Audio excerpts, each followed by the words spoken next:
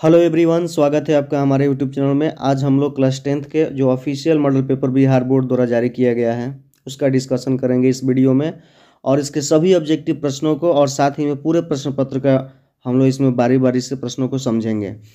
देखिए यहाँ पे आपको दिखाई दे रहा होगा 2023 ऑफिशियल मॉडल पेपर जारी किया गया है, माध्यमिक स्कूल परीक्षा। और आपके मन में एक और प्रश्न बहुत ज़्यादा घूम रहा होगा कि सर प्रश्नों की संख्या कितनी होगी। तो पुराने पैटर्न को ही बिहार बोर्ड ने फॉलो किया है। अभी देख रहे होंगे इसमें आप इस तरह का प्रश्न पत्र 80, 24, 6 यानी 110 टोटल क्वेश्चन होंगे।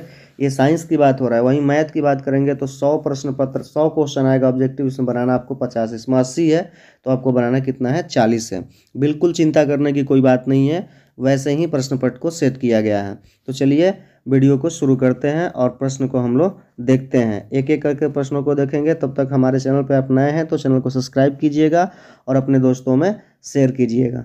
पहला क्वेश्चन है, निम्नांकित में किसका अपर्तनांक अधिक होता है। तो किसका अपर्तनांक अधिक होता है आपको पता ही है कि सबसे अधिक अपर्तनांक हीरा का होता है, जो ऑप्शन नंबर बी है। बी ऑप्शन नंबर बिल्कुल राइट आंसर है। हीरा का अपर्तनांक 2.42 होता है, आप सभी को पता होगा, आई होप। तो अगला क्वेश्चन है, अवतल दर्पण की फोकस दूरी किस में होती है। तो ये बहुत ही इजी क्वेश्चन है। अवतल दर्पण की जो फोकस दूरी होती है ऋणात्मक होती है, और वहीं अगर उत्तल की बात कर देगा, उत्तल की अगर बात कर देगा तो उत्तल की कैसी हो जाएगी, इसकी अपोजिट धनात्मक हो जाएगी। अगला नेक्स्ट क्वेश्चन है, किस लेंस में मुख्य फोकस की संख्या कितनी होती है। दर्पण में मुख्य फोकस की संख्या 1 होती है और लेंस में मुख्य फोकस की संख्या 2 होती है। इस तरह से आपका ऑप्शन नंबर बी बिल्कुल राइट आंसर। अगला क्वेश्चन है, दाढ़ी बनाने में कौन सा दर्पण उपयुक्त होता है। एकदम बहुआ वाला क्वेश्चन पूछ दिया है। दाढ़ी बनाने में किसका उपयोग होता है आपको पता ही है, अवतल का उपयोग होता है। किसका उपयोग होता है, अवतल दर्पण का उपयोग होता है। इसका ऑप्शन नंबर बी बिल्कुल राइट आंसर है। अगला क्वेश्चन है कि अवतल दर्पण की फोकस दूरी और वक्रता त्रिज्या में क्या संबंध होता है। तो अवतल दर्पण की फोकस दूरी और वक्रता त्रिज्या में क्या संबंध होता है आपको पता ही है, F = R/2, जो बिल्कुल ऑप्शन सी राइट आंसर हो जाएगा। नेक्स्ट क्वेश्चन है, निम्नलिखित में से किस लेंस को अभिसारी लेंस कहते हैं। देखिए अभिसारी, तो अभिसारी लेंस की अगर बात कह रहा है तो ये आपका हो जाएगा उत्तल लेंस। कौन सा लेंस हो जाएगा, उत्तल लेंस हो जाएगा, जो आपका ऑप्शन नंबर बी बिल्कुल राइट आंसर हो जाएगा। और अपसारी कहता तो अवतल लेंस हो जाता।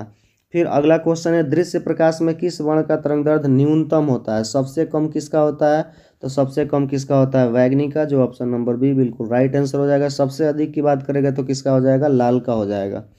अगला क्वेश्चन है, तारों का टिमटिमाना प्रकाश के किस घटना को प्रदर्शित करता है। तो तारों का टिमटिमाना प्रकाश के अपवर्तन को प्रदर्शित करता है, जो बिल्कुल डी में दिया हुआ है। डी आपका राइट आंसर हो जाएगा। अगला क्वेश्चन है, निम्नलिखित में से किसकी प्रकाश की चाल सबसे अधिक होती है। किसमें प्रकाश की चाल सबसे अधिक होती है, तो आपको पता ही होगा, वैक्यूम जो होता है, निर्वात में प्रकाश की चाल सबसे अधिक होती है। नेक्स्ट क्वेश्चन है, प्रकाश अपवर्तन के कितने नियम। एकदम बहुआ वाला क्वेश्चन है, आपको पता भी होगा प्रकाश अपवर्तन के कितने नियम है, 2 नियम है। अगर आपको ये वीडियो अच्छा लग रहा है भाई तो चैनल को सब्सक्राइब कीजिए और अपने दोस्तों में शेयर कीजिए, ऐसे ही वीडियो यूजफुल कंटेंट पाने के लिए।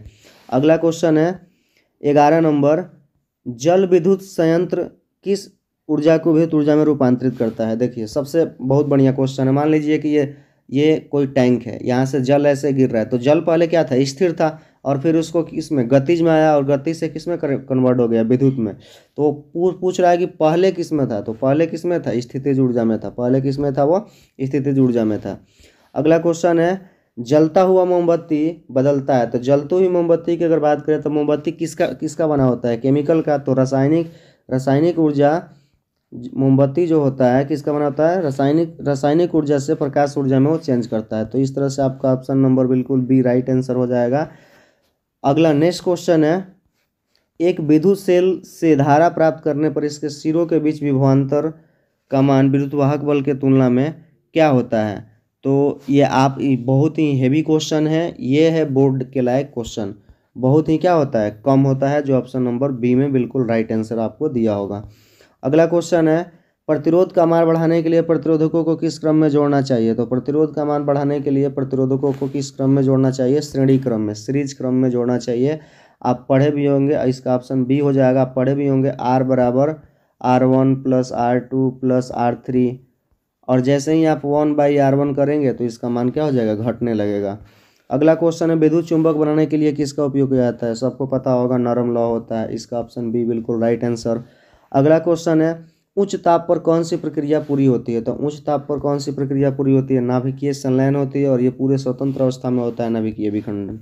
अगला क्वेश्चन है, सौर ऊर्जा को सीधे विद्युत में बदलने वाली युक्ति कौन होती है? तो सौर ऊर्जा को सीधे विद्युत में बदलने वाली, मान लीजिए ये सौर ऊर्जा है, ये सूर्य है, और ये पैनल है। यहाँ से डायरेक्ट करंट आता है और ये कन्वर्ट हो जाता है, तो ये सौर सेल होता है। कौन क्या होता है? सौर सेल होता है, जो ऑप्शन नंबर बी बिल्कुल राइट आंसर है आपका। अगला क्वेश्चन है, पवन विद्युत जनयंत्र में पवन की चाल कम से कम कितनी होनी चाहिए? तो 15 किलोमीटर प्रति घंटा की, 15 किलोमीटर प्रति घंटा होनी चाहिए।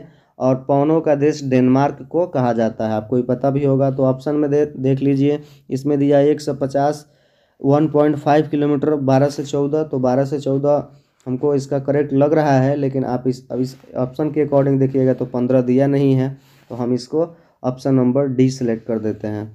अगला क्वेश्चन है कि सेल के विद्युतवाहक बल है, सेल द्वारा इकाई आवेश पर लगाया गया बल, सेल द्वारा इकाई आवेश पर किया गया कार्य। तो इसका ऑप्शन नंबर बी होगा, इसका ऑप्शन बी होगा। आप पढ़े भी होंगे, E = W/Q, यानी सेल द्वारा आवेश पर किया गया कार्य। अगला क्वेश्चन है, घरेलू परिपथ में मुख्य रूप से किसकी आपूर्ति होती है? तो घरेलू परिपथ में मुख्य रूप से किसकी आपूर्ति होती है? तो AC करंट की, यानी इसका ऑप्शन नंबर ए हो जाएगा, बिल्कुल राइट आंसर। वर्ण विक्षेपण असंभव है, तो वर्ण विक्षेपण किस में असंभव है? निर्वात में असंभव है वर्ण विक्षेपण, जो बिल्कुल बी आंसर राइट आंसर हो जाएगा। वायु में रेखा एक कांच का प्रिज्म आपतित किरण को मोड़ देता है।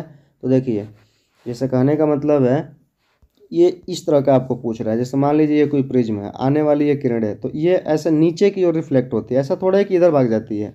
तो किस तरफ मोड़ देता है? नीचे की ओर मोड़ देता है, जो ऑप्शन नंबर बी बिल्कुल राइट आंसर हो जाएगा इसका।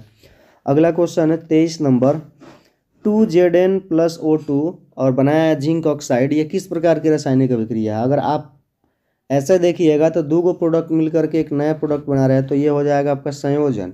लेकिन संयोजन नहीं पूछ रहा है, पूछ रहा है कि इसमें क्या हो रहा है, तो ऑक्सीडेशन की क्रिया हो रही है। ऑप्शन दिया आप घटन, विस्थापन, अवक्षेपण, उपचयन, तो इसका हो जाएगा उपचयन, जो बिल्कुल राइट आंसर, इसका ऑप्शन नंबर डी हो जाएगा। नेक्स्ट क्वेश्चन है, खाने वाला सोडा का रासायनिक सूत्र क्या है? बहुत ही बढ़िया क्वेश्चन है ये। खाने वाला सोडा का रासायनिक सूत्र ये होता है NaHCO3, सोडियम हाइड्रोजन कार्बोनेट होता है।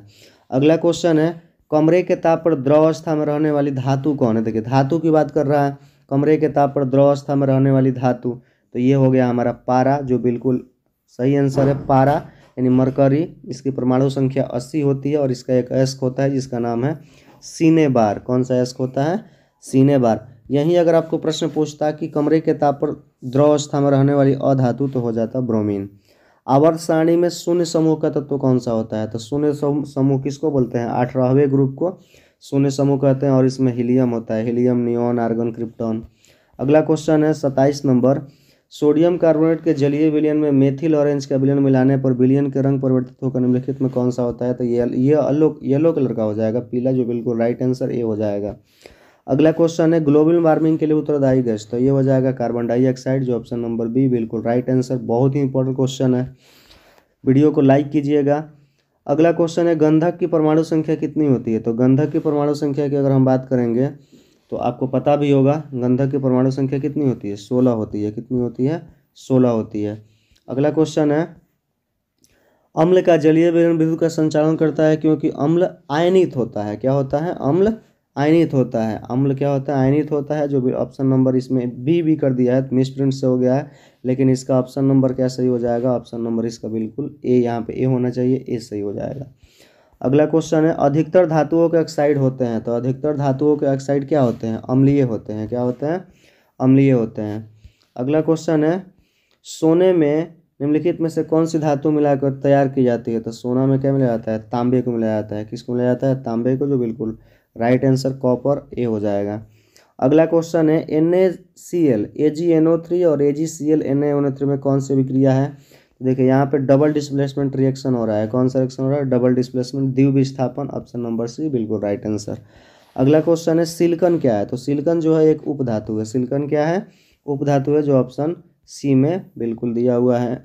अगला क्वेश्चन है वे तत्व जिनके बाहरी सेल पूर्ण रूप से भरे होते हैं। तो जो देखिए पूर्ण रूप से भरा किसका होता है, तो जो 18वें तत्व का समूह होता है ना, उसका बाहरी सेल पूर्ण रूप से भरा होता है, उसमें हीलियम, नियोन, आर्गन सब गैस आता है। तो इसका ऑप्शन नंबर डी हो जाएगा, जिसको उत्कृष्ट गैस या नोबेल गैस भी कहा जाता है। अगला क्वेश्चन है खड़िया का रासायनिक सूत्र क्या है। तो खड़िया का रासायनिक सूत्र की बात कर रहा है तो CaCO3, जो ऑप्शन नंबर डी हो जाएगा बिल्कुल राइट आंसर।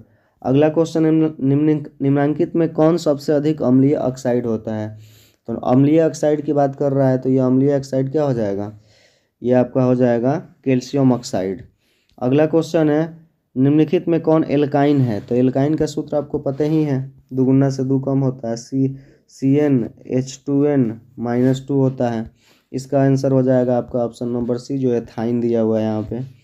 अगला क्वेश्चन है CH3OCH25 IUPAC नेम क्या है।